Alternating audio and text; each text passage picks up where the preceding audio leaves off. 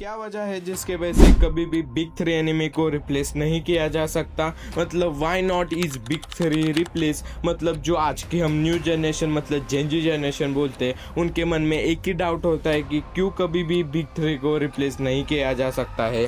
तो देखिए, तुम्हें जैसे पता है कि हमारे एनिमे यूनिवर्स में 3 एनिमे को बिग थ्री का टाइटल मिल चुका है, पर तुम्हें मालूम है कि इन एनिमे को कभी भी क्यों रिप्लेस नहीं किया जा सकता। तो इसी वीडियो में हम ये सब कुछ चीज़ों को डिटेल बाय डिटेल एक्सप्लेन करने वाले हैं। मैं बताना चाहता हूँ कि जिनके पास टाइम होगा वही इस वीडियो को देखना, वरना जिनके पास टाइम नहीं है वो इस वीडियो को लाइक करके इस वीडियो को बाद में देख सकते। और मैं बताना चाहता हूँ यहाँ पर तुम्हें प्रूफ के साथ सब कुछ चीज़ें बताऊंगा भी, और तुम फाइनली जब ये वीडियो देखने के बाद सब कुछ चीज़ें तुम्हारे मन में डाउट जितने भी होंगे वो सब कुछ डाउट क्लियर होंगे, और तुम्हें मालूम भी पड़े होगा कि भाई क्यों कभी भी बिग थ्री एनिमे को रिप्लेस नहीं किया जा सकता। तो देखो, हमारा पॉइंट नंबर 1 है कि तुम्हें कुछ चीज़ें बेसिक से मालूम नहीं पड़ेगी तो तुम्हें कुछ भी चीज़ें मालूम ही नहीं पड़ेगी। इसलिए हमारा पॉइंट नंबर 1 है कि ये जो एनिमे कल्चर है, तुम उनको जॉनरा बोलते, ये कब से स्टार्ट हुआ है। देखो, तुम्हें लगता होगा ये 30s और 20s में स्टार्ट हुआ होगा, पर नहीं, ये जॉनरा 90s में स्टार्ट हुआ था।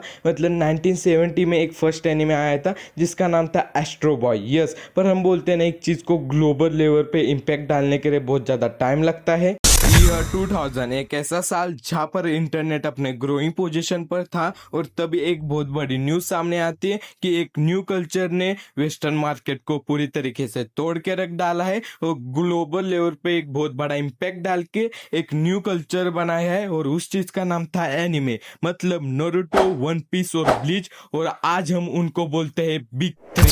तो देखो, जैसे अभी मैंने बोला कि ईयर 2000 में इंटरनेट अपने ग्रोइंग पोजीशन पर था, और तभी हमारे Naruto, One Piece, Bleach anime ने एक ग्लोबल लेवल पे इम्पैक्ट डाला था और एक न्यू कल्चर बनाए थे। अब तुम बोलोगे कौन से न्यू कल्चर? तो जो अभी तुम कॉस्प्लेज करते हो, एनिमेज करते हो, और एक चीज़ की जो तुम अभी कार्टून पे कार्टून नेटवर्क बोलो, निक बोलो, पोगो पे जो एनिमेज देखते हो, तो मैं बताना चाहता हूँ कि 90s के टाइम पर टीवी में एनिमे आते भी नहीं थे, पर जो हमारे तीनों एनिमे ने ग्लोबल लेवल पे इम्पैक्ट डाला, वहां से एनिमे को टीवी पे दिखाना स्टार्ट किया गया था। तो देखो, अभी बात करते हैं इनके बिग थ्री टाइटल के ऊपर। तो मैं आपको एक सिंपल एग्जांपल के साथ समझाना चाहता हूँ कि समझो, कोई भी बंदा तुम्हें पूछता कि भारत को आजाद करने में सबसे पहला हाथ किसका था, तो तुम्हारे मन में सबसे पहला नाम किसका आता है? भगत सिंह का नहीं, तुम्हारे मन में सबसे पहले नाम आता है हमारे गांधी जी का। और तुम्हें उसी दूसरी तरफ पूछा जाए कि गांधी जी होते तो हमारे भारत कभी भी आजाद होता, तो तुम कुछ भी बोल नहीं सकते।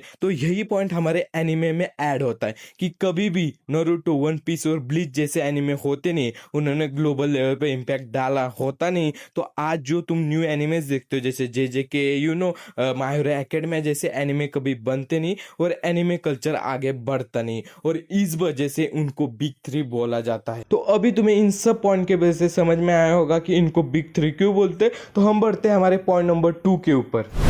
तो देखो, हमारा जो पॉइंट नंबर 2A है कि हमारे जो न्यू एनिमेज है वो क्यों कभी भी बिग थ्री को रिप्लेस नहीं कर सकते। तो पहले मैं आपको बताना चाहता हूँ कि जो एनिमे है ना, उसकी फ़ैन फॉलोइंग मिलियंस में नहीं तो बिलियंस में। यस, तो मुझे बताना कि हर एक बंदे का अलग अलग ओपिनियन होता है। मतलब जब तुमने एनिमे देखना स्टार्ट किया होगा, तो जो तुमने स्टार्टिंग की एनिमे देखी होगी वही तुम्हारी फेवरेट एनिमे बनी होगी, पर जब तुम एनिमे जॉनरा को एक्सप्लोर करना स्टार्ट किए होगे तो अभी तुम्हारी करंट टाइम में एक अलग एनिमे फेवरेट हो गई होगी। जैसे कि किसी की मुशोको टेंसाई होगी, मेरी खुद के विनलैंड और बजर्क के। पर ये जो ओपिनियन है ना, ये बिग थ्री में काम नहीं आता, क्योंकि मैं बताना चाहता हूँ कि बिग थ्री एनिमे को 99% एनिमे फैन पसंद करते हैं। और मैं 2025 और 2026 एनिमे के फैंस के बारे में बात नहीं कर रहा हूँ, मैं बात कर रहा हूँ ईयर 2000 से अभी 2026 तक जितने भी एनिमे फैंस आए ना, उन सबको लिटरली बिग थ्री एनिमे पसंद है। पर देखो, यहाँ पर मेन पॉइंट ये है कि एनिमे तुम्हें क्या सिखाता है। जैसे मैं बताना चाहता हूँ कि आज के तुम कौन से भी न्यू एनिमे लेके उठाओ, उसमें तुम्हें adult scene, love, action, drama यही देखने को मिलेगा। पर जब तुम भाई बिग थ्री की बात करते हो ना, वो एक तुम्हें सिंबल की तरफ दिखाए जाते हैं। जैसे तुम भाई वन पीस का ले लो, वन पीस तुम्हें फ्रीडम के बारे में सब कुछ चीज़ें सिखाता है। नारुतो भाई लिटरली तुम्हें हीरो टू विलन और विलन टू हीरो बनाना बहुत कुछ चीज़ें सिखाता है। लव लव बोलो, ड्रामा बोलो, बोलो, डेडिकेट होना, मोटिवेट होना, सब कुछ चीज़ें एनिमे तुम्हें सिखाती है भाई। लिटरली इतना ज़्यादा बाकी के एनिमे मोटिवेट नहीं करते ना, उतना ज़्यादा बिग थ्री मोटिवेट करते। और बात हो जाए तो मैं बताना चाहता हूँ कि अभी के जो एनिमे है ना वो बिग थ्री के ही पाथवे पे पाते हैं ना उसके ऊपर ही चल रहे। उन्होंने अपना कोई अलग पाथ नहीं बनाया। और बात की जाए इनके एपिसोड के ऊपर तो भाई तुम खुद देखना, वन पीस के 165 एपिसोड है। लिटरली हमारे ब्लीच के 300 एपिसोड है और हमारे नारुतो के तो 720 एपिसोड है।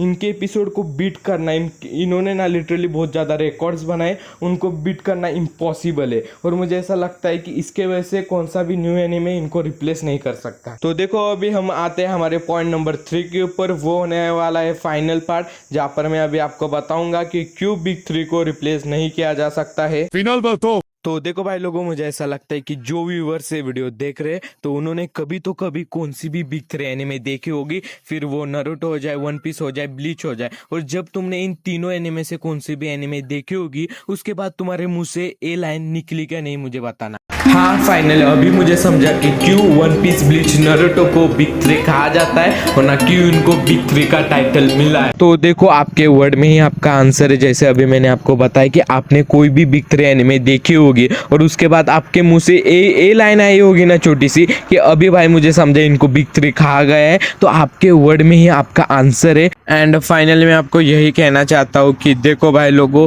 बिग थ्री ने स्टार्टिंग से ही एनिमे इंडस्ट्री को ग्लोबल लेवल पे इंट्रोड्यूस किया है। वरना उन्होंने हर एक न्यू बंदे को, फिर हो जाए नेपाल हो जाए, इंडिया हो जाए, कौन सा भी देश हो जाए, हर एक बंदे को बहुत ज़्यादा मोटिवेट किया है। और एक चीज़ मैं आपको बताना चाहता हूँ कि कोई भी एनिमे एक टाइटल के वजह से बड़ी होती नहीं।